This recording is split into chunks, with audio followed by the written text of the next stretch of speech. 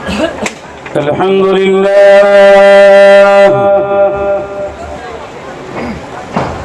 الحمد لله نحمده ونصلي على رسوله الكريم أما بعد أعوذ بالله من الشيطان الرجيم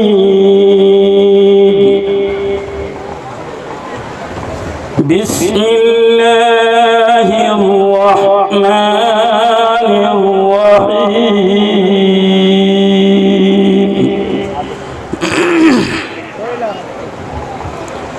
إنما يريد الله أن يذهب عنكم الرجس صدق الله العظيم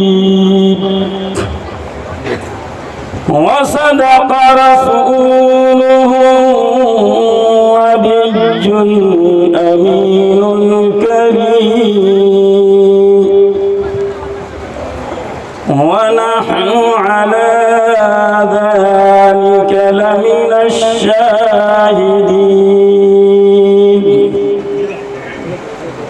وأفوض أمري إلى الله إن الله بصير بالعباد فالحمد لله رب العالمين. صدر اجلاس بانیان جلسہ شہنشین پر تشریف فرما علماء کرام علماء دین ملت خصوصاً محب گرامی وقار حضرت علامہ و مولانا محمد موتی الرحمن صاحب خلانوری متظلہ العدل اور ہمارے دیرینہ رفیق حضرت علامہ و مولانا محمد فاروق عالم صاحب خلانوری متظلہ العدل اور بہت ہی چہیت عالم دین حضرت علامہ محمد ظفیر الحق صاحب خلانوری و دیگر علماء کرام و معزز سامعین، تھوڑی دیر سننا ہے نا اور جم کے سننا ہے انشاءاللہ. میں اپنے لب و لہجے میں آپ کے درمیان حاضر ہوں اس ارادے کے ساتھ کہ جو میں بولوں گا آپ لوگ اس پر عمل کریں گے انشاءاللہ. جلسے میں بیٹھے ہیں آپ، الحمدللہ بڑی مبارک نشست ہے یہ، مگر ایک حدیث سنیے. پیارے نبی ارشاد فرماتے ہیں میری باتوں کو سنو اور عمل کرنے کے ارادے سے سنو، عمل کرنے کے ارادہ لے کر کے سنو کہ میں جو سنوں گا اس پہ عمل کروں گا. سرکار فرماتے ہیں کتنا ہی مشکل کام کیوں نہ ہو، اگر پختہ ارادے کے ساتھ سنو گے تو اللہ عمل کی راہوں کو آسان فرما دے گا. درود پاک پڑھی اللہم صلی علی سیدنا و مولانا محمد وسلم صلاۃ و سلام علیک یا حبیبی یا رسول اللہ. اللہ تبارک و تعالی یہ ارشاد فرماتا ہے انما یرید اللہ ان یذہب عنکم الرجس اہل البیت ویطہرکم تطہیرا. سبحان اللہ، ذرا طرف کے بولو سبحان اللہ. کلام ربانی ہے، اس کلام کو سننے کے لیے مصطفیٰ کے کان ہونا چاہیے اور پڑھنے کے لیے جبرائیل کی زبان ہونی چاہیے.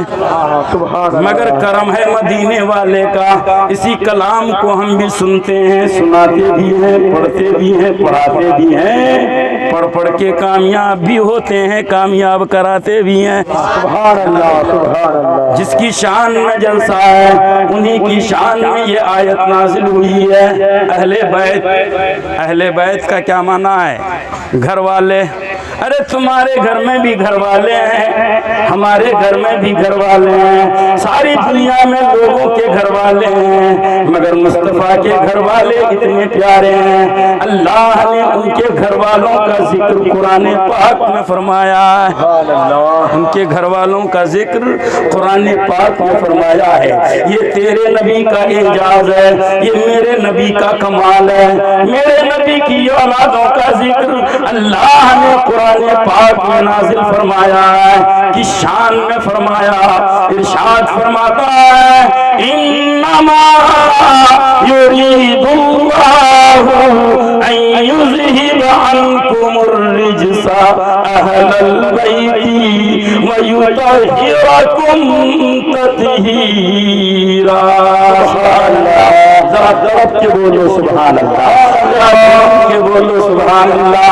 ارے نبی کی شان، آل رسول کی شان اللہ بیان کر رہا ہے، اپنے دونوں ہاتھوں کو لہرا کے بولو سبحان اللہ۔ ارشاد فرماتا ہے اللہ نے ارادہ کر لیا ہے، اے میرے نبی کے گھر والوں، اللہ تم کو پاک کرنے کا ارادہ کر لیا ہے، تم سے گندگیوں کو دور کرنے کا ارادہ کر لیا ہے۔ اللہ نے تم کو تمام اجاس و انجاس سے، تمام نجاستوں سے، تمام گندگیوں سے، تمام گناہوں سے پاک کرنے کا ارادہ کر لیا ہے۔ کائنات میں اور بھی گھرانے ہیں مگر میرے مصطفیٰ کا گھرانہ ایسا گھرانہ ہے، اللہ نے ان کو یہاں بھی پاک رکھا ہے اور وہاں بھی پاک رکھا ہے۔ سبحان اللہ، کہ اللہ کے رسول کا گھرانہ ہے۔ اللہ فرماتا ہے کہ میں نے تمہیں پاک کرنے کا ارادہ کر لیا ہے، بڑا پاکیزہ گھرانہ ہے، ان سے کوئی گناہ نہیں، ان سے کوئی خطا نہیں، وہ نجاستوں سے پاک ہیں، وہ غلاظتوں سے پاک ہیں، وہ تمام تر گندگیوں سے پاک ہیں، مگر نبی کے گھر والوں کے علاوہ جتنے ہیں وہ پاک بھی ہو سکتے ہیں، ناپاک بھی ہو سکتے ہیں، ہے نا بھائی؟ وہ پاک بھی ہو سکتے ہیں، ناپاک بھی ہو سکتے ہیں، ہم ہیں پاک بھی ہو سکتے ہیں، ناپاک بھی ہو سکتے ہیں، آپ ہو پاک بھی ہو سکتے ہو، ناپاک بھی ہو سکتے ہو۔ اسی لیے شریعت میں طہارت کی بڑی اہمیت لائی گئی ہے۔ اللہ کے پیارے نبی صلی اللہ علیہ وآلہ وسلم ارشاد فرماتے ہیں الطہارۃ شطر الایمان۔ سبحان اللہ، ذرا درد کے بولو سبحان اللہ۔ اللہ کے پیارے نبی ارشاد فرماتے ہیں اے مسلمانوں تم پاک رہو، ناپاکی سے بچو، تمام تر غلاظتوں سے بچو، تمام تر گناہوں سے بچو، تمام تر گندگیوں سے بچو، کیونکہ پاک رہنا یہ ایمان کا ایک حصہ ہے۔ سبحان اللہ، پاک رہنا یہ ایمان کا ایک حصہ ہے۔ مسلمانوں، اب پاکی کا تعلق تمہارے بدن سے بھی ہے، تمہارے کپڑوں سے بھی ہے، تمہارے گھر سے بھی ہے، تمہاری گلیوں سے بھی ہے، تمہارے راستوں سے بھی ہے۔ اللہ کے پیارے نبی صلی اللہ علیہ وآلہ وسلم ارشاد فرماتے ہیں اے لوگو صاف ستھرا کپڑا پہنو۔ سرکار نے کیا فرمایا؟ صاف ستھرا کپڑا پہنو، گندا کپڑا نہ پہنو، اپنے کپڑے کو صاف رکھو، پاک رکھو، اپنے کپڑوں کو اچھا پہنو۔ ایک بڑے صحابی ہیں حضرت سیدنا مصعب بن عمیر، جب وہ مسلمان نہیں ہوئے تھے ان کی طرح زرق برق لباس کوئی نہیں پہنتا تھا، ان کی طرح فاخرہ لباس کوئی نہیں پہنتا تھا، مگر جب مسلمان ہوئے جائیداد سے بے دخل کر دیے گئے، ماں باپ نے دولت نہیں دی، مسلمان ہوتے ہی غریب ہو گئے۔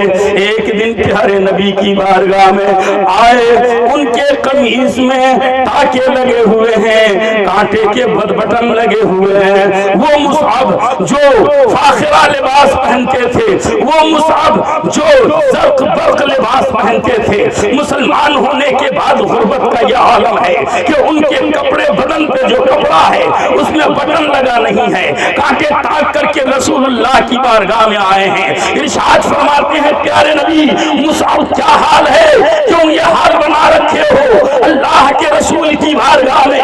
मुसाब बिन उमैर कहते हैं या रसूल अल्लाह, मेरे माँ बाप ने जायदादों से बेदखल कर दिया है, मुझे अपनी दौलत से बेदखल कर दिया है। इस्लाम और ईमान के बाद जुल्म और सितम के पहाड़ मेरे ऊपर तोड़ लिए गए हैं। मैं अच्छा लिबास पहनने वाला आज इस लिबास में हूँ।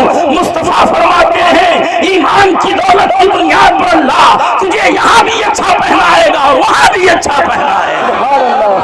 मुसलमानों पाकीज़ा कपड़ा पहनना है। अल्लाह के रसूल फरमाते हैं लोगों पाक साफ सुथरा कपड़ा पहनो। पहनना है ना भाई, समाज का एक हिस्सा है। अपने बदन को भी पाक रखो। कुरान पाक में अल्लाह फरमाता है इन्नल्लाह युहिब्बुल मुतत्तहिरीन। सुभान अल्लाह। अल्लाह पाक रहने वालों को पसंद फरमाता है, साफ सुथरा रहने वालों को पसंद फरमाता है। अब बताओ कुरान की मानोगे या नहीं मानोगे, हदीस को मानोगे या नहीं मानोगे। अगर आप मानते हो तो यकीनन तुमको हर हाल में अल्लाह ने गुर्बत में रखा है तो गुर्बत में सही, अल्लाह ने इफलास में रखा है तो इफलास में सही, अल्लाह ने गरीबी में रखा है गरीबी में सही। अपनी हैसियत के एतबार से खुद भी अच्छा पहनो और अपनी बीवी और आल औलाद को भी अच्छा पहनाओ। बहुत से लोग हमारे यहाँ खुद तो बड़े ठाट बाट से फिरते हैं, बाबू और राजा दिखते हैं, मगर बीवी को देखो तो पहनने के लिए कपड़ा नहीं है, बच्चियों को देखो तो पहनने के लिए कपड़ा नहीं है। अल्लाह के रसूल ने फरमाया है तुम शौहर हो तो भी तुम जो पसंद करते हो वो अपनी बीवी के लिए पसंद करना है। अगर तुम अच्छा रहते हो अपनी बीवी को अच्छी रिहाइश देना है, अगर तुम अच्छा खाते हो अपनी बीवी को अच्छी खुराक देना है, अपनी औलाद को अच्छा खिलाना है। अरे तुम मेहनत करके लाते हो, अगर अच्छा सजा के दस्तरखान पे रख दो, बीवी के हलक से अभी निवाला नीचे नहीं उतरता है। मुस्तफा फरमाते हैं हलाल कमाई करके लाने वाला जब दस्तरखान पे सजाता है, बीवी बच्चे अगर बैठ के दस्तरखान पे खाते हैं, हलक से निवाले नीचे उतरने से पहले अल्लाह कमाने वाले के गुनाहों को माफ फरमा देता है।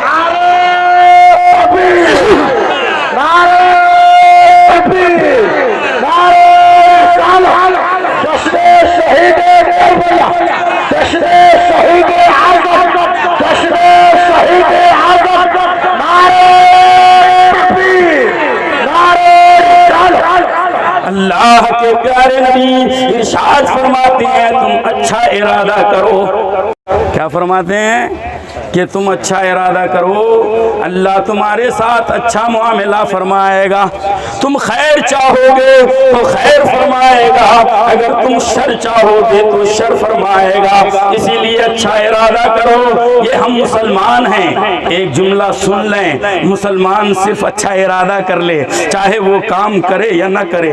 तुम नमाज का इरादा कर लो, चाहे पढ़ो या ना पढ़ो। मुस्तफा फरमाते हैं मुसलमानों अल्लाह ने तुम्हारे ऊपर इतनी बड़ी दौलत नाजिल कर दी है, तुम नेकी का इरादा करो, इरादा करते ही तुम्हारे नामे आमाल में सवाब लिख दिया जाता है। चाहे तुम करो या ना करो, अच्छे इरादों का मालिक बन जाओ, अच्छे अज़ाइम पैदा करो। अगर तुमने अच्छे इरादे कर लिए तो बहुत सारे ऐसे भी होंगे जो अच्छे इरादों की बुनियाद पर जन्नत में दाखिल कर लिए जाएंगे। इरादा अच्छा होगा तो मुआमला अच्छा होगा, अगर इरादा अच्छा होगा तो मुआमला अच्छा होगा। मुसलमानों इसलिए अच्छा पहनना भी है और अच्छा पहनाना भी है। पहनेंगे ना, पहनाएंगे ना, क्योंकि मैं तकरीरें सिर्फ स्टेज हिलाने के लिए नहीं करता हूँ, रोज़ाना तीन चार तकरीरें कर रहा हूँ। अल्लाह ने आवाज़ में दम नहीं रखा है, मगर रसूल पाक की याद में खम ज़रूर रखा है। हम अच्छी बातें बताते हैं, उस पर तुमको अमल करना होगा। तुम्हारे घर का बच्चा हूँ, किसी अनजान शहर से नहीं आया हूँ, तुम्हारे हालात को जानता हूँ। तुम अपने हालात को चेंज करो, अपने आप को बदलो। जब तक तुम पक्का मुसलमान नहीं बनोगे कामयाब नहीं होगे। अगर दुनिया में कामयाब होना है, हिंदुस्तान की धरती पे अपने पैरों के नीचे जमीन को बाकी रखना है, तो तुमको सच्चा मुसलमान बन जाना है, अच्छा मुसलमान बन जाना है। आपस में इत्तेहाद पैदा करो, لوگوں کے اختلافات کی وجہ سے تم کمزور نہیں ہو رہے ہو، تمہارا دین کمزور ہو رہا ہے، تمہارا اسلام کمزور ہو رہا ہے، تمہارا مذہب کمزور ہو رہا ہے۔ جس دن تم ایک ہو گئے تمہارا مذہب ایک ہو جائے گا اور تم یہاں بھی کامیاب ہو جاؤ گے، وہاں بھی کامیاب ہو جاؤ گے۔ مسلمانوں، اسی لیے سرکار نے فرمایا اچھا کپڑا پہنو، اچھا اچھا کھاؤ۔ سرکار نے کیا فرمایا؟ اچھا اچھا کھاؤ، کھانے پینے میں کوئی روک نہیں۔ اللہ نے جو جو چیزیں حلال رکھی ہیں اچھا اچھا کھاؤ گے۔ آؤ ایک حدیث رسول سناتا ہوں۔ حضرت سیدنا ابو رافع رضی اللہ تعالیٰ عنہ اپنے گھر میں ہانڈی میں ایک بکری کا بچہ ذبح کر کے پکا رہے ہیں۔ ابو رافع صحابی ہیں، سرکار ٹہلتے ٹہلتے پہنچ گئے۔ سبحان اللہ، کتنے پیارے صحابی ہیں کہ سرکار ان کے گھر میں ٹہلتے ٹہلتے پہنچ رہے ہیں۔ یا رسول اللہ، میرے دل میں بھی تمنا ہے کسی دن میرے گھر میں بھی تشریف لے آئے۔ یا رسول اللہ، آپ ابو رافع کے گھر میں تشریف لائے ہیں، ہم بھی آپ کے دیوانے ہیں، آپ ہمارے یہاں تشریف لائیں۔ سنا ہے آپ ہر عاشق کے گھر میں تشریف لاتے ہیں، میرے گھر میں بھی ہو جائے چراغ یا رسول اللہ۔ کس کو تمنا نہیں ہے کہ میرے سرکار میرے گھر پہ آئے؟ ہر ایک کو تمنا ہے نا بھائی، ہر ایک کے دل میں ایک آرزو ہے کہ مدینے والے میرے گھر میں تشریف لے آویں۔ تمہارے گھر میں کیسے تشریف لے آویں گے؟ آؤ طریقہ بتاتا ہوں، حدیث رسول پڑھو۔ حضرت ابو رافع کے گھر میں سرکار تشریف لے گئے، ان کے گلی کوچوں کو دیکھا کہ بڑے صاف ستھرے ہیں صحابی، ان کی گلیاں صاف، ان کے جانے کا راستہ بڑا اچھا، ان کا گھر اور بستر صاف، بڑے پاکیزہ انداز میں گھر ہے۔ حضرت ابو رافع غربت کی حالت میں ہیں، مگر ان کے گھر کی صفائی کا عالم دیکھ کر مصطفیٰ ارشاد فرماتے ہیں، اے ابو رافع، میرا جی چاہتا ہے تیرے گھر میں بار بار آؤں، تیرے گھر میں بار بار آؤں۔ مسلمانوں سنو، پاکیزگی آدھا ایمان ہے۔ اگر تم اس بات پر ایمان رکھتے ہو، ایقان رکھتے ہو، تو میرے مصطفیٰ نے صاف رہنے والے گھروں کو پسند فرمایا ہے۔ میری مائیں سنیں، جھاڑو لگانے سے انسان کو تکلیف نہیں ہونی چاہیے۔ اپنی گلیوں کو صاف کرو، اپنے گھر کے سامنے راستے کو صاف کرو، اپنے بستر کو صاف کرو، اپنے آنگن کو صاف کرو، کیونکہ تمہارا گھر اگر صاف ہوگا، پیارے مصطفیٰ ارشاد فرماتے ہیں گندگیوں میں رحمت کے فرشتے نہیں آتے ہیں۔ اگر گھر صاف ستھرا ہو تو اللہ کی رحمت کے فرشتے تمہارے گھروں میں آ جاتے ہیں۔ تمہیں اپنا گھر بھی صاف رکھنا ہے اور خود کو بھی صاف رکھنا ہے اور ایک پاکیزہ مسلمان بن جانا ہے۔ اب آپ دیکھیں، اللہ نے راستہ دیا ہمیں۔ سرکار فرماتے ہیں کہ راستوں کو صاف ستھرا رکھو۔ ایک حدیث رسول ہے، اللہ کے پیارے نبی ارشاد فرماتے ہیں، اماطۃ الاذی عن الطریق۔ کوئی حدیث سنو، اللہ کے رسول صلی اللہ علیہ وآلہ وسلم ارشاد فرماتے ہیں، الایمان شعبۃ افضلها قول لا الہ الا اللہ وادناها اماطۃ الاذی عن الطریق۔ سبحان اللہ، ذرا سے بولو سبحان اللہ، ذرا دونوں ہاتھوں کو لہرا کے بولو سبحان اللہ۔ اللہ کے رسول فرماتے ہیں، اے مسلمانوں، افضل ایمان یہ ہے کہ آدمی روزانہ لا الہ الا اللہ محمد الرسول اللہ پڑھتا رہے۔ روز پڑھنا ہے لا الہ الا اللہ محمد الرسول اللہ، مگر کتنے لوگوں کو یاد ہے کلمہ؟ بولو، تمہارے مذہب کا کلمہ ہے، تمہارے دین کا کلمہ ہے، تمہارے اسلام کا کلمہ ہے، مگر تم کو کلمہ پڑھنا نہیں آتا۔ ایک نکاح میں گیا، بیچارہ اتنا جاہل، کبھی کلمہ پڑھا ہی نہیں۔ میں پڑھا، پہلے نکاح سے پہلے ہم سوچتے ہیں تھوڑا کلمہ پڑھا دیں تاکہ مسلمان ہو جائے، پتہ نہیں کتنا گناہ کر کے شادی کرنے آیا ہوگا۔ تو کلمہ پڑھایا، پڑھ بیٹا لا الہ الا اللہ، تو وہ کیا بول رہا ہے؟ ہلا ہلا ہلا ہلا، مطلب ہلا ہلا کے تو پیدا ہوا اور اب بھی ہلا رہا ہے، تجھے کلمہ پڑھنا نہیں آتا ہے؟ میری ماں، تم کو زیادہ سننا ہے، تم کو کلمہ پڑھنا نہیں آتا ہے۔ اللہ کے رسول نے فرمایا ہے یہ کلمہ اتنا اچھا ہے، پڑھو تمہارا ایمان تازہ ہو جائے گا، اور جو نہیں پڑھ سکتا ہے اس کا ایمان گویا تازہ نہیں ہوتا ہے۔ افضل ترین ایمان یہ ہے کہ تم روزانہ لا الہ الا اللہ محمد رسول اللہ پڑھتے ہو۔ اگر نہیں سیکھے ہو، نہیں جانتے ہو، تو تمہاری کوکھوں سے اللہ نے عالموں کو پیدا کیا ہے، ہر گھر میں عالم موجود ہے۔ اپنے بیٹے عالم سے پوچھو، اے بیٹا میں نے تجھے عالم بنایا ہے، مجھے کلمہ سکھا دو۔ اگر تم کلمہ صحیح معنوں میں سیکھ لے، یہاں بھی مسلمان ہو جاؤ گے اور آخرت میں بھی مسلمان بن جاؤ گے۔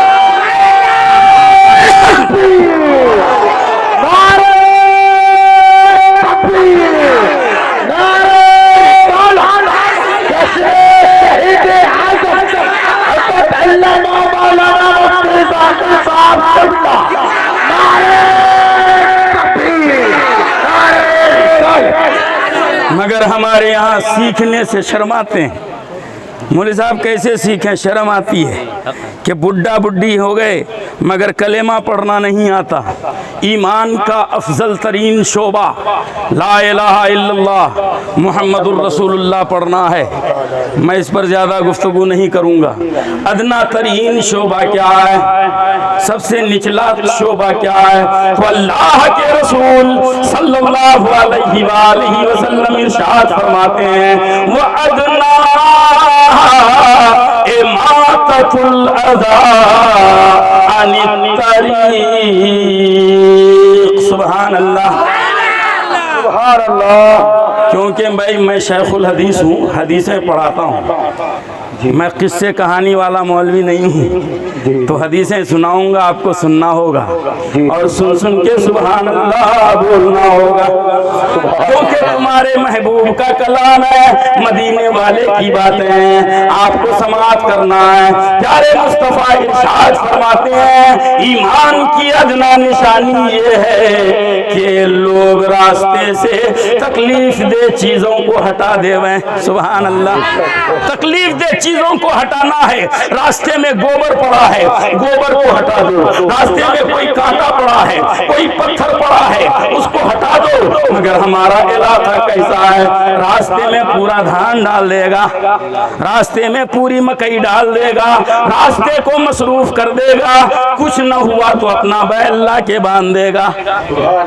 اوپر سے سینہ زوری یہ ہے ہمارے اندر کہ روڈ میرے باپ کا ہے، راستہ میرے باپ کا ہے، آنے جانے والوں کو چاہے جتنی تکلیف ہو جائے ہو جانے دو، مگر اپنا آرام ختم نہیں ہونا چاہیے۔ ارے وہ مسلمان نہیں ہو سکتا جو راستے کو اپنے باپ کی جاگیر سمجھ لے۔ اللہ کے رسول نے فرمایا ہے کہ تم راستے سے تکلیف دہ چیزوں کو ہٹا دو، تمہارا ایمان مکمل ہو جائے گا، تم اچھے مسلمان بن جاؤ گے۔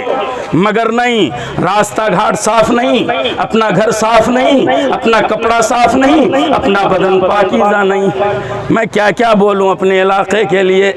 ذرا سوچو، کیا تم پاک ہوتے ہو یا نہیں ہوتے ہو؟ ناپاک رہ جاتے ہو؟ حاجی صاحب کڑوی باتیں ہیں، سننا ہوگا۔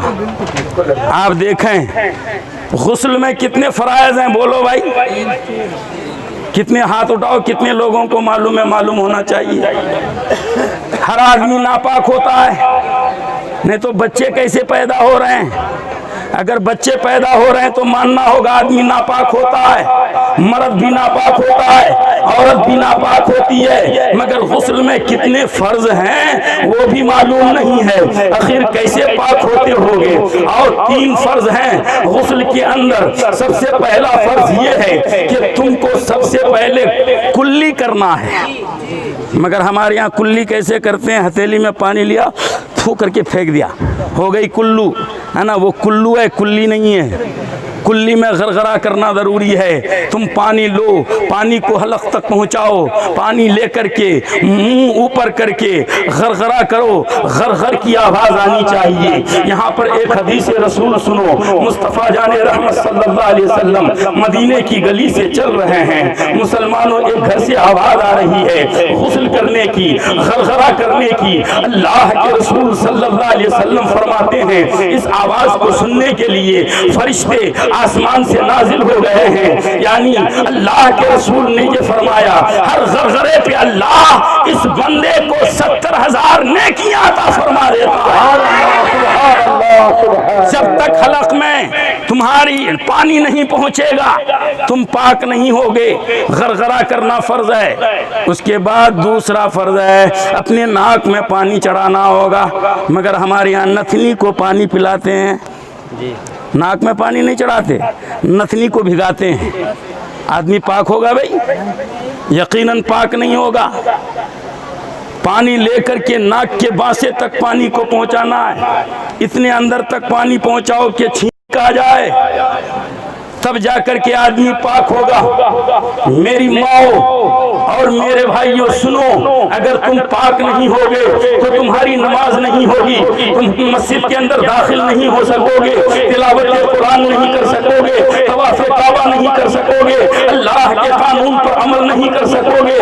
ناپاک مسلمان کبھی کامیاب نہیں ہوتا ہے، جو پاک ہوتا ہے وہی اللہ کی نظر میں محبوب بن جاتا ہے۔ پاک بننا پڑے گا، پاک ہونا پڑے گا، ناک کے خیشوم تک پانی کو پہنچانا ہے۔ اللہ کے پیارے نبی صلی اللہ علیہ وآلہ وسلم ارشاد فرماتے ہیں، ذرا غور سے سننا، غسل کا چھوٹا بھائی وضو ہے، غسل کا چھوٹا بھائی وضو ہے نا بھائی؟ سرکار فرماتے ہیں وضو کرنے والے کے بدن سے پانی جو جھڑتا ہے وہ پانی اکیلے نہیں جھڑتا، بلکہ وضو کرنے والے کے گناہوں کو لے کے جھڑتا ہے۔ ناخنوں کے پوروں سے گناہ جھڑ جاتے ہیں، بالوں کی جڑوں سے گناہ جھڑ جاتے ہیں۔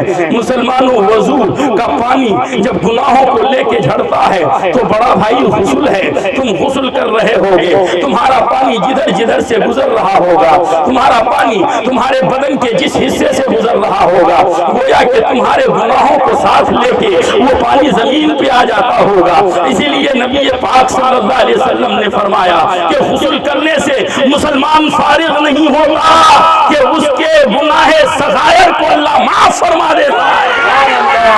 غسل کرنے سے انسان کو صرف تقویت نہیں ملتی، راحت نہیں ملتی، بلکہ گناہوں سے مغفرت بھی مل جاتی ہے۔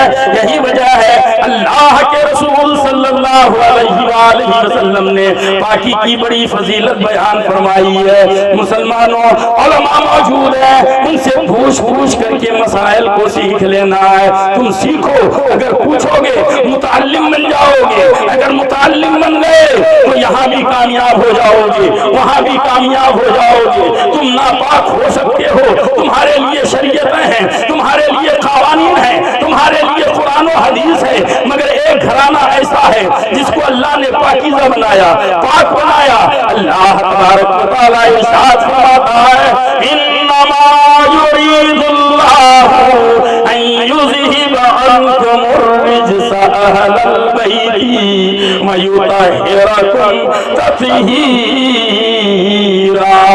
سبحان اللہ۔ اللہ نے رسول پاک کے گھر والوں کو پاکیزہ بنا دیا ہے، وہ بڑے پاک ہیں۔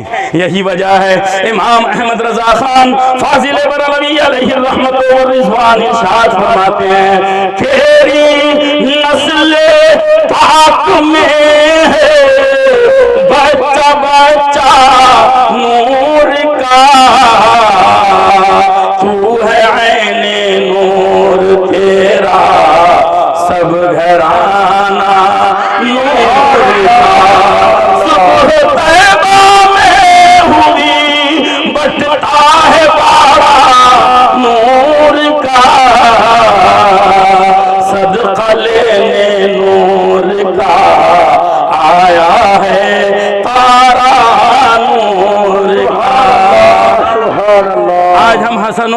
جن کا ذکر کرنے کے لیے جمع ہوئے ہیں.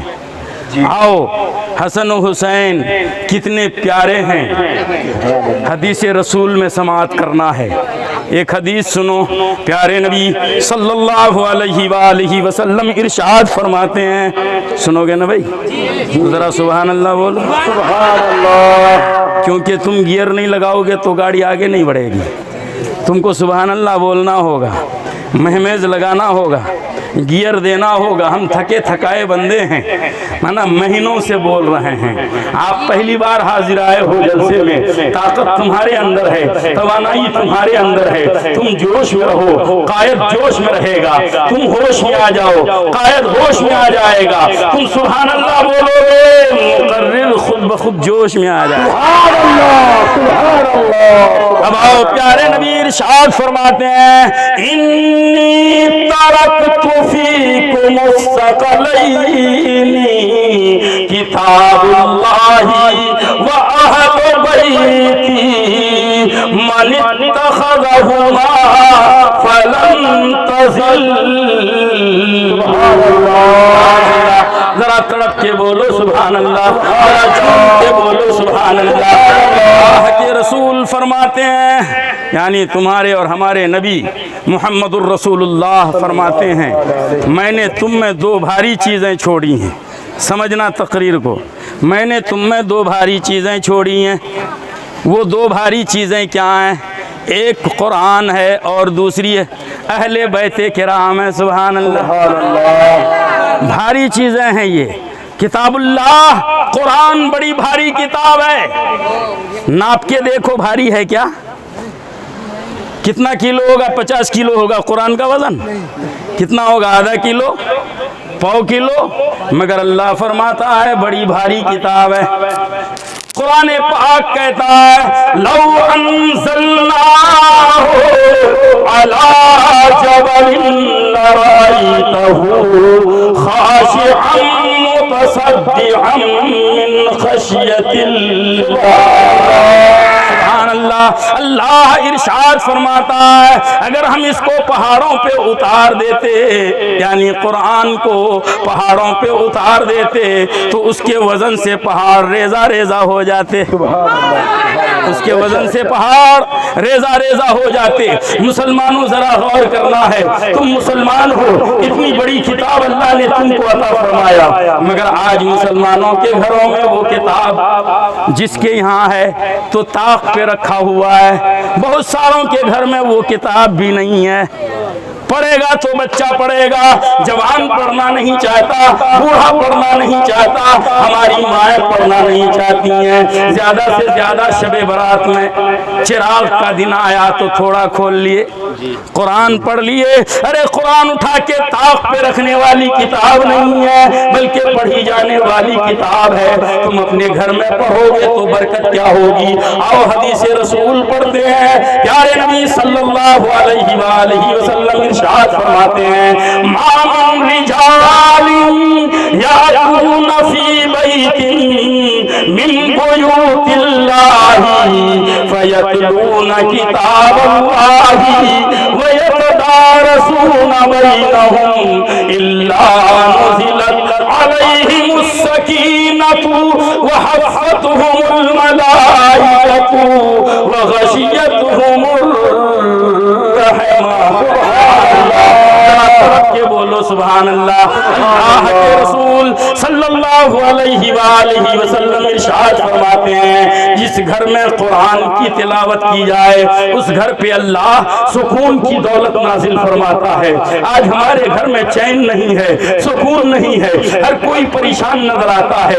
کوئی مقدمہ میں پھنسا ہوا ہے, کوئی کھیتی کی بربادی کی وجہ سے پریشان ہے, کوئی بے روزگاری کی بنیاد پر پریشان ہے. تمہارا بیٹا باہر جاتا ہے آوارہ بن جاتا ہے, تمہارا بیٹا دلی کمانے جاتا ہے, مگر اس کی کمائی میں برکتیں نہیں ہوتی ہیں. میری ماں, تمہارے باہر رہنے والے بچوں میں برکتیں کیسے پیدا ہوں گی, عقیل کیوں پیدا ہوں گی. اور حدیث رسول پڑھو, اللہ کے رسول ارشاد فرماتے ہیں, اے باپ, اگر تجھ کو اللہ نے بیٹا دیا ہے. اے ماں اگر تجھے اللہ نے بیٹا دیا ہے, وہ بیٹا کمانے کے لیے باہر گیا ہے تو سجدہ کر لے, 2 رکعت نماز پڑھ لے, مصلی پہ کھڑی ہو جا, اللہ سے دعا کر یا الہی میرے جگر کا ٹکڑا میری نظروں سے باہر لوگوں کی غلامی کر رہا ہے, اس کی کمائی میں برکتیں عطا فرما دے, اس کو صحت عطا فرما دے, اس کی جوانی میں برکتیں عطا فرما دے. اللہ کے رسول فرماتے ہیں باپ سجدے میں رکھ کر جب خدا کو پکارتا ہے, ماں سجدے میں سر رکھ کر کے جب خدا کو پکارتی ہے, اپنے بچے کو اللہ کے حوالے کر دیتی ہے. اللہ کے رسول ارشاد فرماتے ہیں ماں سر سجدہ سے اٹھانے سے پہلے ہی اللہ اس بچے کی حفاظت فرما دیتا ہے.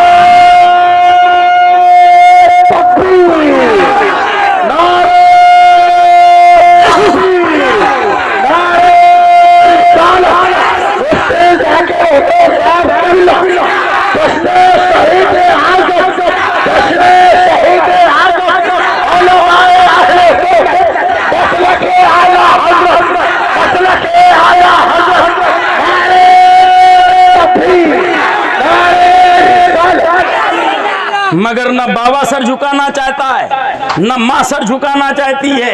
ارے نمازیں پڑھنا نہیں چاہتی, قرآن پڑھنا نہیں چاہتی. ارے ماں اگر تم سکون چاہتی ہو تو اپنے گھر میں قرآن کو کھولو, روزانہ 1 رکعت نہیں 1 آیت پڑھو, پڑھ کے پھر بند کر دو. اللہ کے رسول فرماتے ہیں قرآن تم پڑھتے رہو گے, اللہ تمہارے گھر میں سکون کی دولت نازل فرماتا ہے.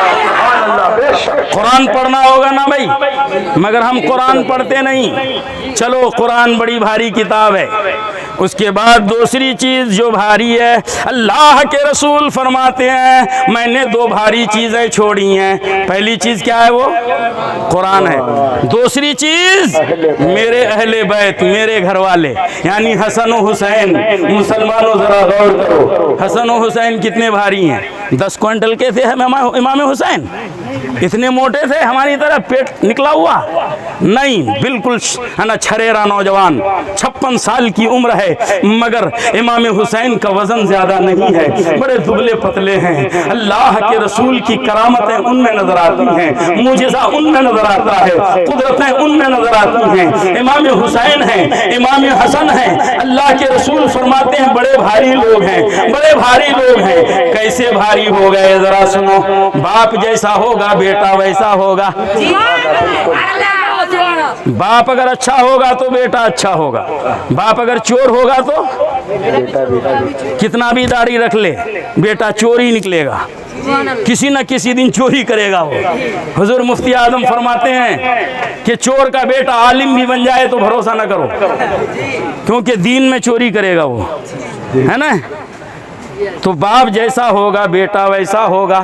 میرے نبی وزنی تو ان کی اولاد بھی وزنی, میرے نبی بڑے بھاری تو ان کی اولادیں بھی بھاری. دیکھو میرے نبی بھاری کیسے ہیں, تو آؤ مکہ کی وادی ہے, اللہ کے رسول گھومنے گئے ہیں. حضرت ابو ذر غفاری نے سوال کر لیا, یا رسول اللہ کیف علمت انک نبی اللہ, آپ کو کیسے معلوم ہوا کہ آپ اللہ کے نبی ہیں؟ اگر آپ ہم سے پوچھیں گے مولانا آپ مفتی ہو, کیسے معلوم ہوا کہ آپ مفتی ہو, تو ہم کیا جواب دیں گے؟ فلاں تاریخ کو فلاں مدرسے میں فلاں استادوں کے سامنے ہماری دستار بندی ہوئی, ہم کو سند دی گئی, اسی دن ہم کو معلوم ہو گیا کہ ہم مفتی ہو گئے, ہے نا. مگر نبی ہونے کے لیے نہ کوئی اسکول ہے, نہ کوئی کالج ہے, نہ کوئی مدرسہ ہے. نبی اللہ آپ ہو گئے, یہ آپ کو کیسے معلوم ہوا؟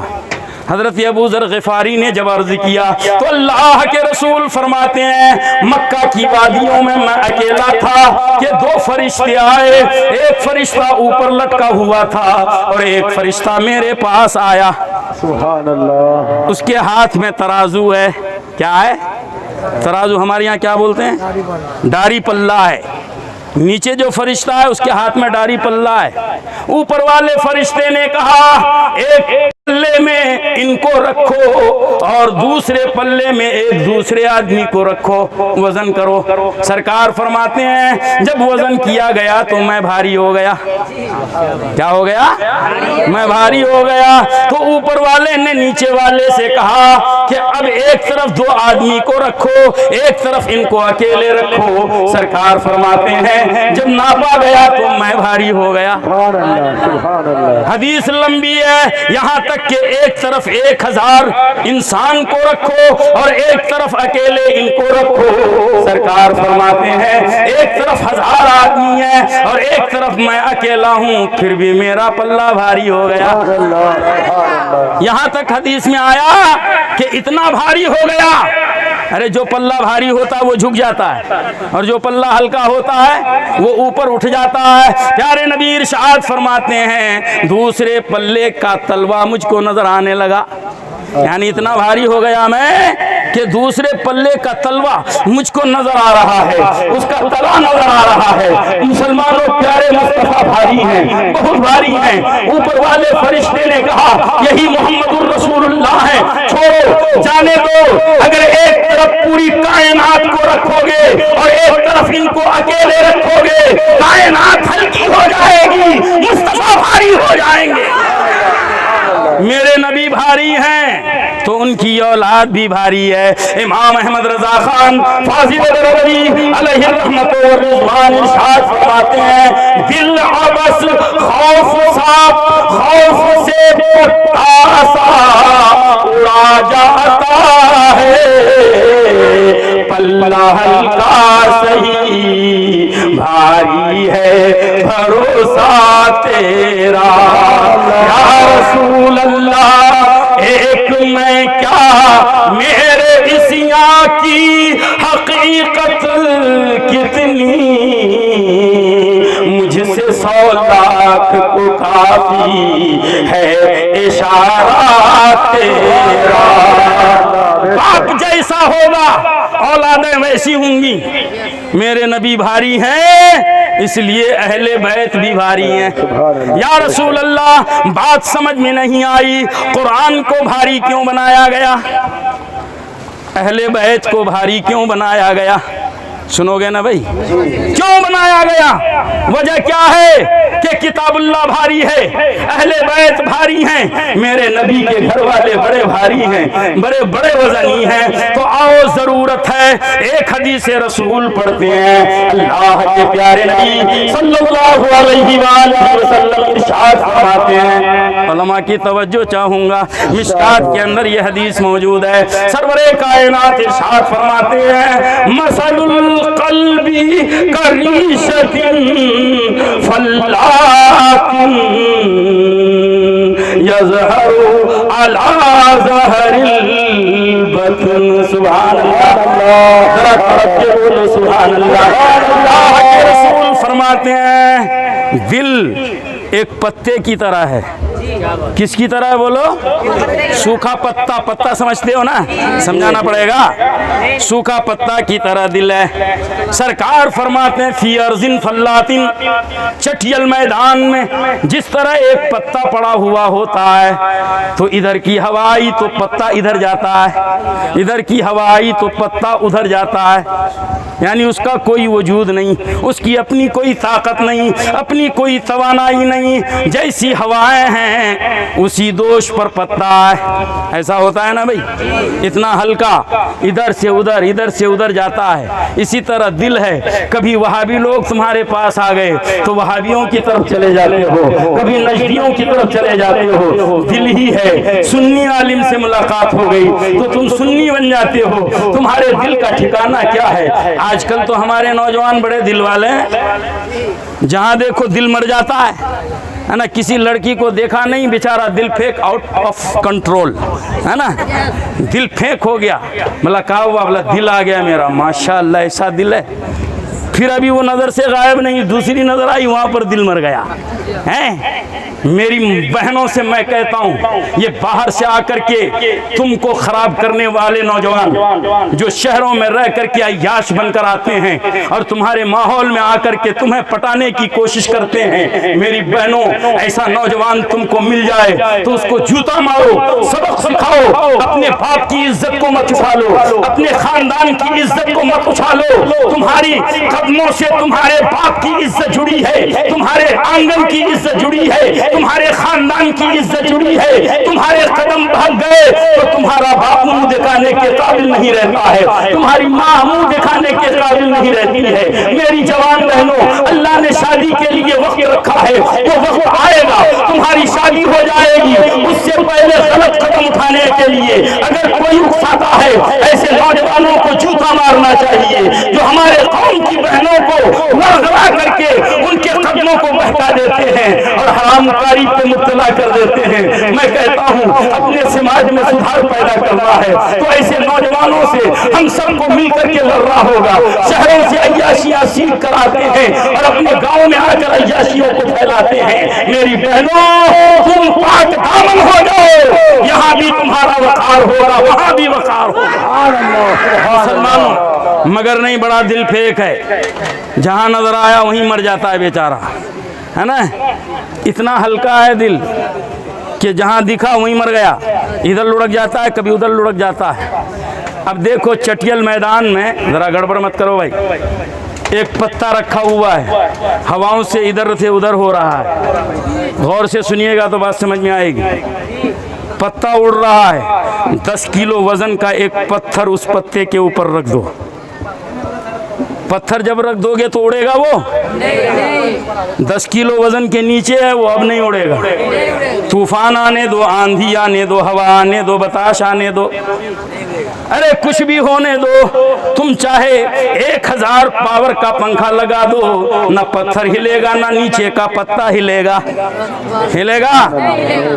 ارے اب تک تو بڑا ہل رہا تھا، ادھر سے ادھر جا رہا تھا، مگر پتھر اوپر رکھتے ہی ہے نا اس پتے کے اندر طاقت آ گئی، قوت آ گئی۔ سر جھکا کر کے ہم نے پتھر سے پوچھا، اے بھائی، ہم نے پتے سے پوچھا، اے بھائی اب تک تو ادھر سے ادھر ہو رہا تھا، ادھر سے ادھر ہو رہا تھا، مگر اب اپنی جگہ سے تو مس سے تس سے مس نہیں ہو رہا ہے، آخر تیرے اندر یہ طاقت کہاں سے آئی، یہ قوت کہاں سے آئی؟ تو پتا بزبان حال یہ کہتا نظر آتا ہے، ندان، یہ میری طاقت نہیں ہے، میرے سر پہ جس کا فیضان ہے یہ انہی کا کمال ہے، یہ جب تک یہ پتھر ہے میرا کوئی بال باقا نہیں کر سکتا ہے، کیونکہ وہ وزنی ہے، اس کے صدقے میں وزندار ہو گیا ہوں۔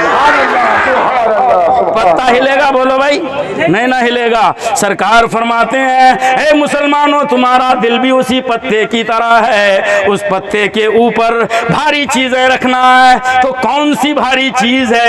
اللہ کے رسول نے فرمایا اپنے دل کے اوپر قرآن کو رکھ لو، اور اپنے دل میں اہل بیت رسول اللہ کو رکھ لو۔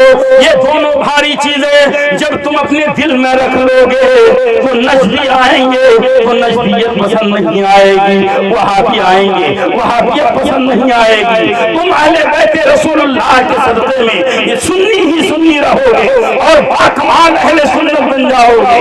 امام احمد رضا خان فاضل بریلوی ارشاد فرماتے ہیں، اہل سنت کا ہے بیڑا پار اصحاب حضور، نجد نجم اصحاب حضور، نجم ہے اور نام ہے عطرت رسول اللہ کی، عرش حق ہے مسند رفعت رسول اللہ کی،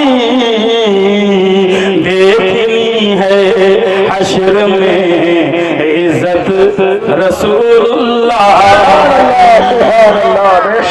تو اپنے سینے میں اہل بیت کو رکھنا ہے، حسن و حسین کی محبت اپنے سینے میں رکھو اور قرآن سے پیار کرو، تمہارا دل بھاری ہو جائے گا، تمہارا دل طاقتور ہو جائے گا، تمہارے دل کو توانائی مل جائے گی، تمہارے دل کو تقویت مل جائے گی۔ اللہ کے رسول فرماتے ہیں، جس دل میں قرآن ہو، جس دل میں میرے خاندان والے ہوں، وہ دل کبھی گمراہ نہیں ہوتا ہے۔ فرماتے ہیں، فَإِن تَخَذْتُمْ فَلَن تَذِلُّوا، تم اگر میرے اہل بیت کو پکڑ لو، قرآن کا دامن تھام لو، تو تم ہرگز گمراہ نہیں ہوگے، راستے سے تمہارے قدم نہیں ہٹیں گے۔ مسلمانوں، اس لیے آپ کو اہل بیت سے محبت کرنا ہے، حسن و حسین سے محبت کرنا ہے، کریں گے نا بھائی؟ کیوں کریں گے؟ ختم کر دیں؟ کیا ہو رہا، گڑبڑ ہو رہا؟ اچھا حضرت آ رہے ہیں، ماشاءاللہ ہمارے کلاس ساتھی ہیں جامعہ اشرفیہ مبارک پور میں، ایک ساتھ ہم لوگ پڑھے ہیں۔ مفتی عرفان عالم صاحب قبلہ تشریف لا رہے ہیں، آئیے نعرہ تکبیر، نعرہ تکبیر، نعرہ رسالت، علماء اہل سنت۔ ماشاءاللہ تشریف ہے۔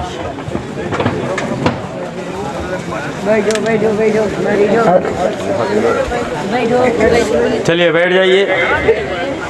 علماء کا استقبال دل کی گہرائی سے کرنا چاہیے، کیونکہ یہ علماء دین کی بنیاد ہیں، وارث علوم نبویہ ہیں، ان کی عزت کرنا ہے۔ اب آؤ، ہمارے پیارے نبی کے نواسے ہیں حسن و حسین، نواسے ہیں نا جی، نواسوں سے پیار ہوتا ہے، نانا سے پوچھو کتنا پیار ہوتا ہے۔ ہم تو نانا نہیں بنے ابھی، مگر جو بنے ہیں وہ گواہ ہوں گے، پوتے سے زیادہ محبت نانا سے، نواسے سے ہوتی ہے۔ بیٹی کا بیٹا، بیٹی کا بچہ بڑا پیارا ہوتا ہے۔ میرے نبی کی سنت ہے، ناناؤ اپنے نواسوں سے محبت کرو۔ میرے نبی نے اپنے نواسوں سے محبت کیا ہے، تم کو بھی کرنا ہوگا، مگر پیار جتانے کا طریقہ دیکھو۔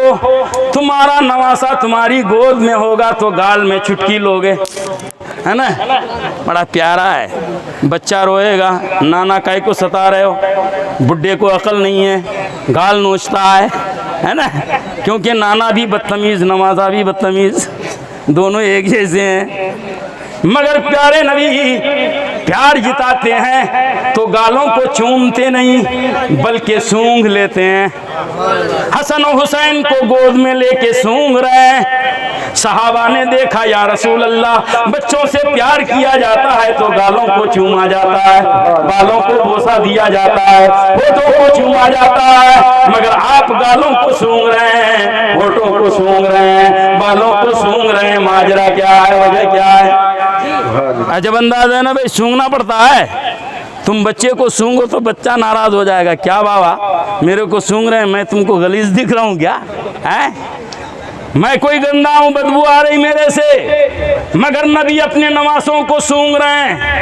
صحابہ نے پوچھا یا رسول اللہ، پیار کا یہ منفرد انداز ہے، یہ الگ انداز ہے، نواسوں کو چوما جاتا ہے، بوسہ دیا جاتا ہے، مگر آپ سونگ رہے ہیں۔ تو اللہ کے پیارے نبی ارشاد فرماتے ہیں، ہما ریحان فی الدنیا والآخرہ۔ سبحان اللہ، سبحان اللہ۔ اللہ کے رسول فرماتے ہیں تمہارے نواسے ہیں، مگر میرے دونوں نواسے دنیا میں اور آخرت میں میرے لیے دو پھول ہیں۔ کیا ہیں؟ یہ دونوں میرے لیے دو پھول ہیں۔ مسلمانوں، پھول کو سونگھا جاتا ہے، پھول کو سونگھا جاتا ہے نا، سرکار اس لیے سونگ رہے ہیں۔ اللہ کے رسول نے فرمایا یہ دونوں میرے لیے دو پھول ہیں۔ امام احمد رضا خان فاضل بریلوی ارشاد فرماتے ہیں، کیا بات رضا اس چمنستان کرم کی، زہرا ہے کلی جس میں حسین اور حسن، پھول دہن پھول زخم پھول، سرتاب قدم سن سلطان زمن۔ یہ دونوں میرے لیے دو پھول ہیں۔ اب دیکھو، پھول جب تک باغ میں رہتا ہے باغ بڑا خوبصورت دکھتا ہے نا، باغ بڑا زینت والا دکھتا ہے، مگر اسی پھول کو کبھی توڑ دیا جاتا ہے، توڑ کے بازار میں لاتے ہیں، رسی میں پیرو کے ہار بناتے ہیں، اور کس کے گردن پہ چڑھا دیتے ہیں؟ بھنگی کے گردن پہ، نہیں، کسی عزت دار کے گردن پہ چڑھا کے اس کی عزت بڑھا دیتے ہیں، ہے نا؟ جو عزت دار ہوتا ہے اس کے گلے میں پھولوں کا ہار ڈالا جاتا ہے۔ اللہ کے رسول کو معلوم ہے کہ جب تک میرے نواسے زندہ رہیں گے، مذہب اسلام کی زینت بنے رہیں گے، ایک دن ایسا آئے گا کربلا میں کہ میرے نواسوں کو کاٹ دیا جائے گا اور شہادت کی رسی میں پرو کے اسلام کے گلے میں ڈال دیا جائے گا اور اسلام کو زینت بخش دیا جائے گا، اسلام کو زندہ کیا جائے گا۔ اسی لیے کسی شاعر نے کیا خوب کہا ہے کہ قتل حسین اصل میں مرگ یزید ہے، اسلام زندہ ہوتا ہے ہر کربلا کے بعد۔ حسین نے دین کے لیے بڑی قربانیاں دی ہیں، مذہب کو بچانے کے لیے قربانیاں دی ہیں۔ تم حسین کے چاہنے والے ہو، حسین کو ماننے والے ہو، تو تم کو بھی اپنا دین بچانا ہوگا، تم کو بھی اپنا مذہب بچانا ہوگا۔ ارے بچانے کے لیے تم کو کربلا میں جانے کی ضرورت نہیں، کربلا میں جانے کی ضرورت نہیں، میدان جنگ میں جانے کی ضرورت نہیں، اپنے گھر میں رہ کر دین بچاؤ، نمازوں کو ادا کرو، روزہ رکھو، سنتوں کی پابندی کرو، مسلمانوں کی عزت کرو، آپس میں محبت کرو، متحد ہو جاؤ۔ جو قوم متحد ہو جاتی ہے وہی کامیاب ہوتی ہے۔ جب تک اختلافات رہیں گے، آپس میں لڑائیاں رہیں گی، ہم ناکام ہوتے رہیں گے، ہم ناکامیاب ہوتے رہیں گے، ہم نامراد ہوتے رہیں گے۔ ہندوستان کی زمین تم کو آواز دے رہی ہے، خواجہ کا دربار تم کو پکار رہا ہے۔ اے مسلمانوں، آپسی اختلافات کو ختم کر کے مسلمانوں کو گلے سے لگاؤ، ایک ہو جاؤ۔ تم اگر ایک ہو گئے، ہندوستان تمہارا ہو جائے گا، یہاں بھی کامیاب ہو جاؤ گے اور وہاں بھی کامیاب ہو جاؤ گے۔ السلام علیکم ورحمۃ اللہ۔